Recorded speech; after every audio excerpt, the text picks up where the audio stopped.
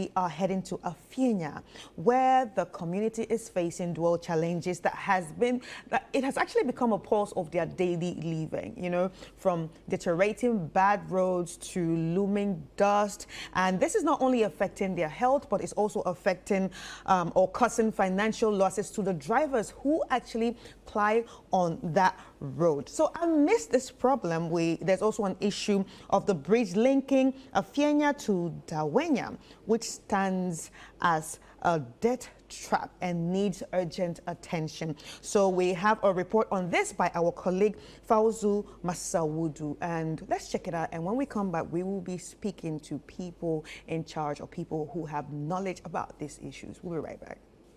Located about 30 kilometers from Accra, Afienya is known for its rapid residential growth and numerous businesses. However, the community faces challenges, including impassable roads. During our visit, we witnessed firsthand the heartbreaking scene of a commercial motorcyclist and passenger sustaining injuries from an accident caused by dodging excessive potholes. We are suffering on the road.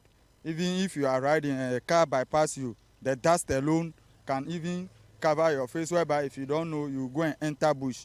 Right now, as I'm going, because of the potholes, there is a car in my front right now, and I wanted to dodge the potholes. The car also is dodging the potholes, and I fell down right now, and I hurt.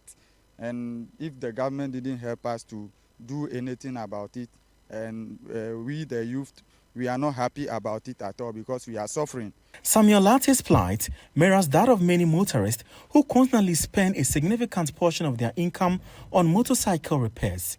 Always the road is no good, so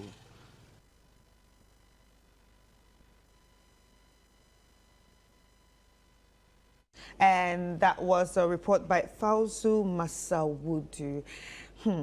Kweku, I really think this issue of roads does not just affect, I wouldn't say it does not just affect one side of the country. It affects everybody. It's everywhere. Yeah. And it's a big problem that needs to be checked out, especially on the health side. Yeah. And so one of the things that we may not even quantify in terms of impact is, you know, when you're in a vehicle on a bad road, you see how the car keeps doing this and keeps bouncing up and down. Can you imagine the impact on your spine? Oh, we don't really think about that. That's the thing. Can you imagine the impact on your spine?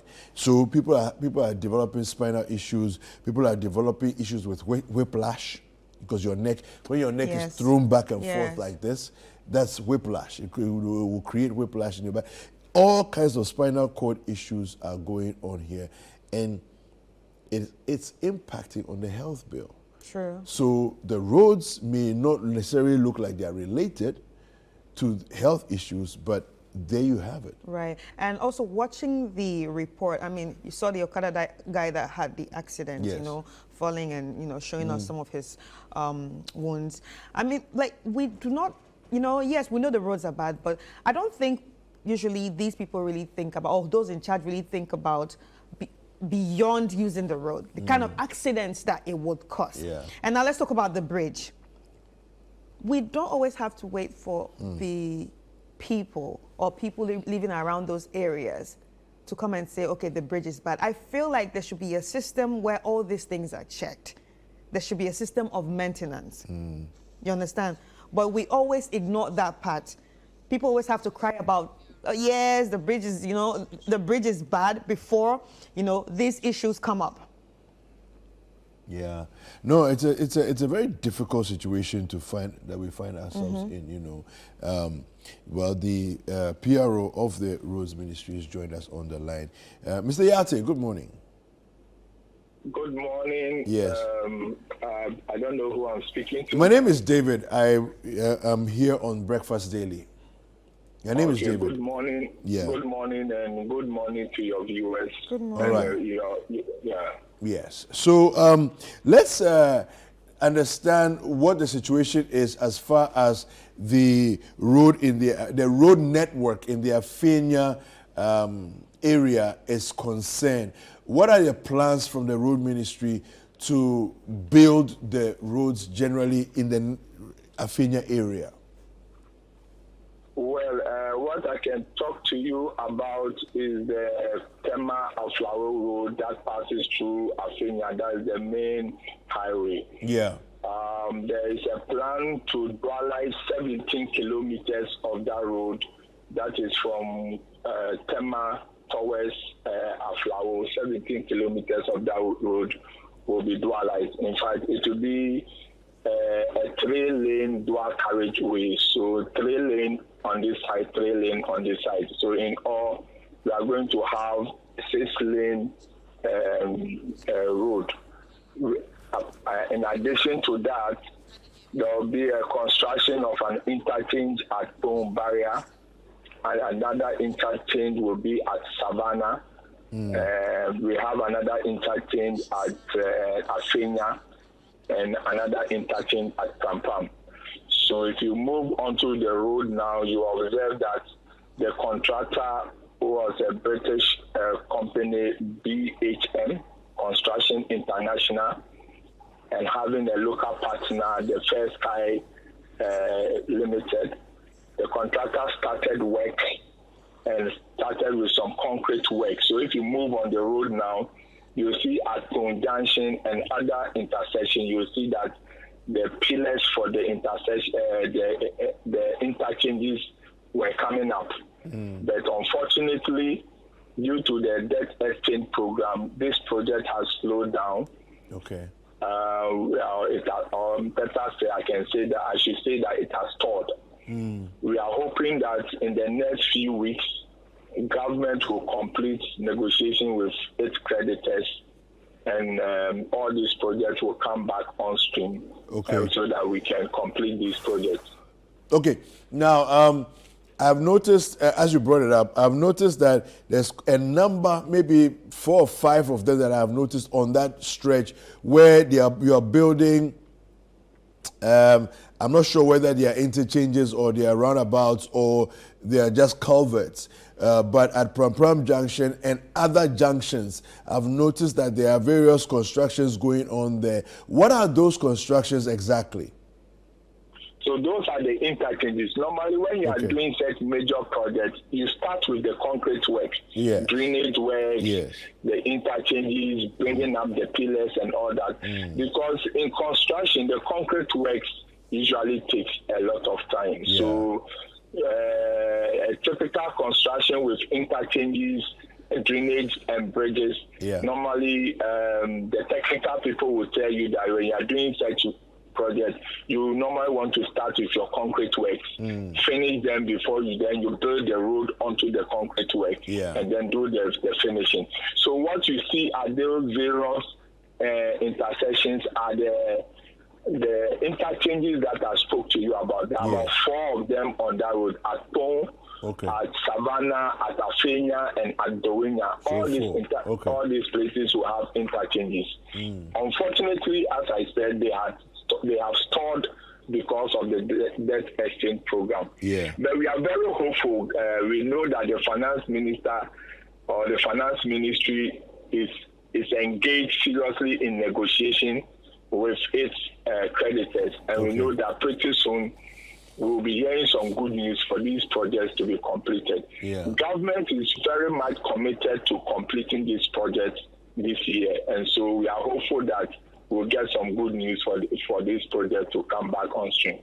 All right. So, Mr. Yate, I see that you guys are really doing a lot of work when it comes to the road, and congratulations on that. But considering the health risks posed by the dust on the road, what measures have the ministry considered when it comes to safeguarding residents? Because this is not just an issue of this road. Earlier on, we also spoke about another road, and the issue of the dust and how it affects the health of the people keeps coming up. So what plans does the road ministry have when it comes to the issues of safeguarding residents? Thank you very much.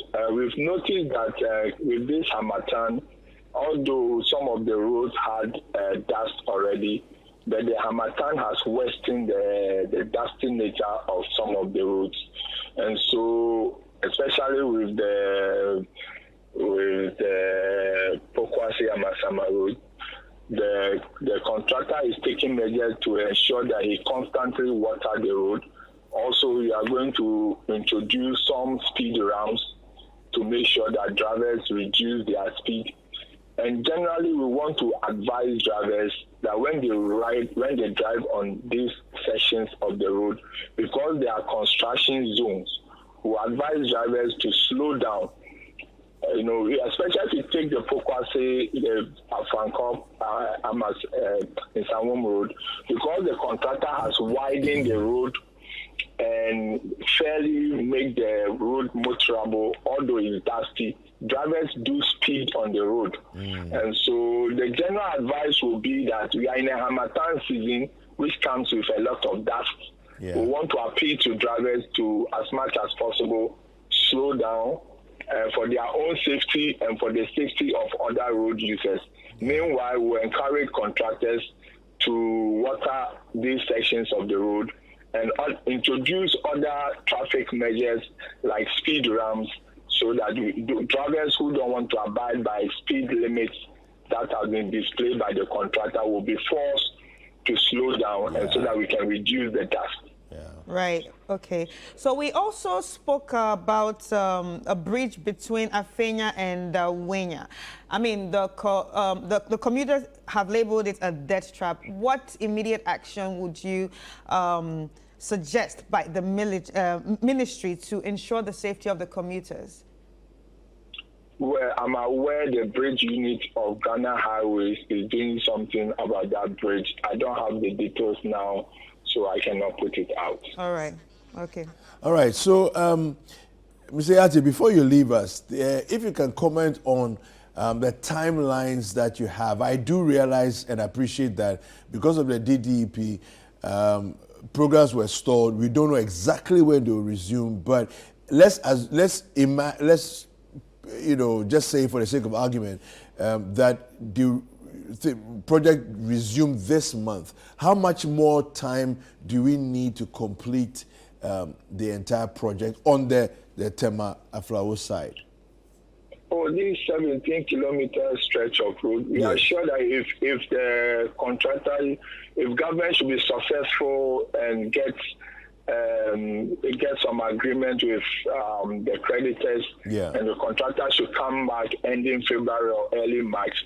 We should be seeing some substantial completion before the end of this year. In fact, the contractor was due to complete this project in December 2023. And so, we are hopeful that, and you can attest to the fact that substantial concrete work has been done. You see the pillars coming up and all that. And so even with the road, you see the contractor has cleared the road, defined the road alignment and all that. So we are hopeful that once the contractor comes back to site, I mean, in 6-9 months, the contractor should be able to do a substantial work. Okay. Finally, before you leave us, can you make any comment on the rest of the road network connecting all the way to the Akosombo road side of things? Just give us a sense of what, if there are any plans regarding the rest of the road network. Within the Tema enclave, there's a lot that government is doing. One, government is redeveloping the motorway itself. Government has undertaken the motorway roundabout project, and the phase 2 is ongoing, is around 40%. There's a plan for the Aflao end of the road that we just spoke about.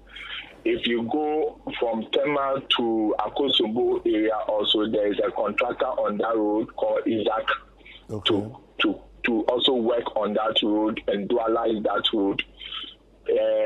From Tema to the beach road coming to Teshin, Nungwa, Labadi, Accra, all that road is being worked on. So this is the general outlook for that area.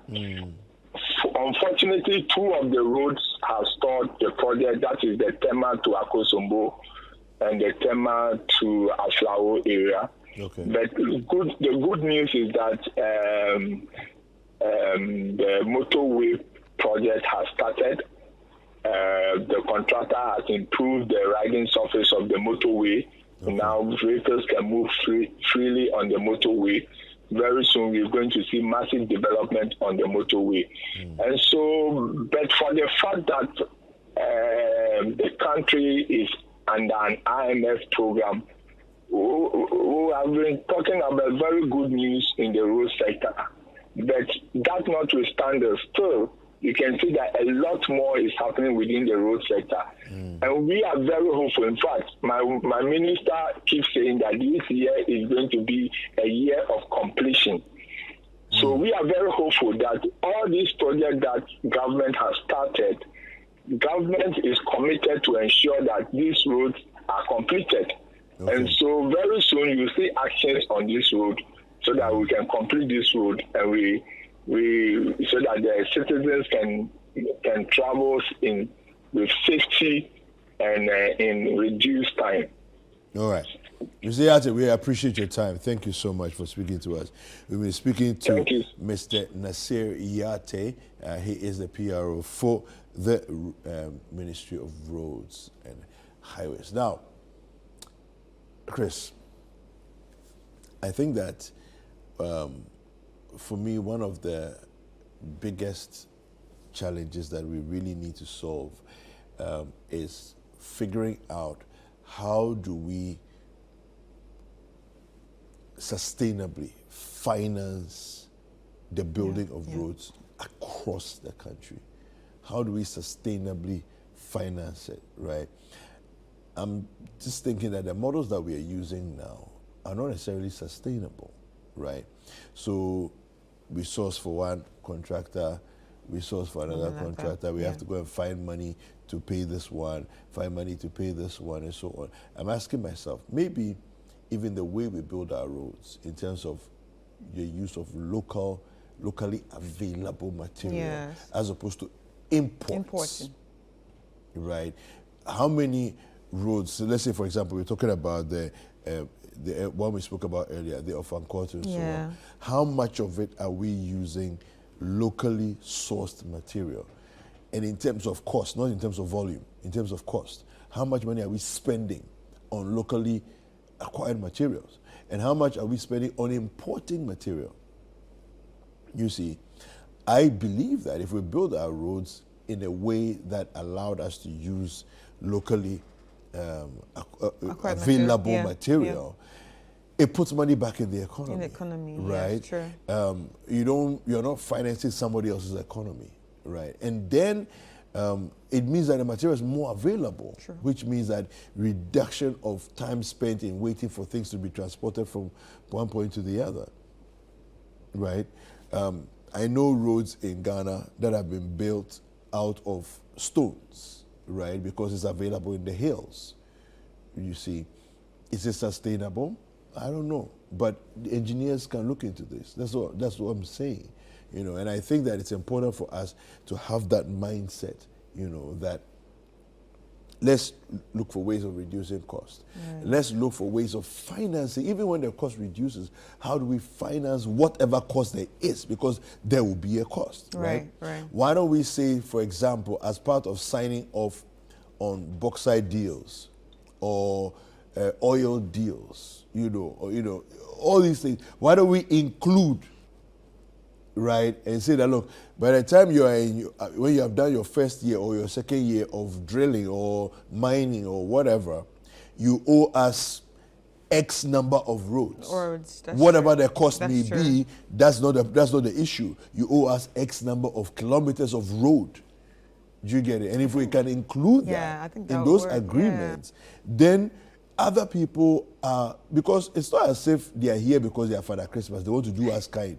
No, they are here to do business and take money away from us, right? We will get a pittance for it. Why don't we add road constructions? You know, because there are countries you go to, every road is built. Yeah. There are some countries on the planet, every road has been built. So I guess it's more about just, you know, having that word sustainability at the back of the head always. Everything we do has to be sustainable. And you know, it's not just about us talking about it right now. I mean, every government have been talking about it. It's been a discussion worldwide. People should live sustainably. And that's the only way we can move forward. So yeah, I think you're right about the whole sustainability bit of things. All right.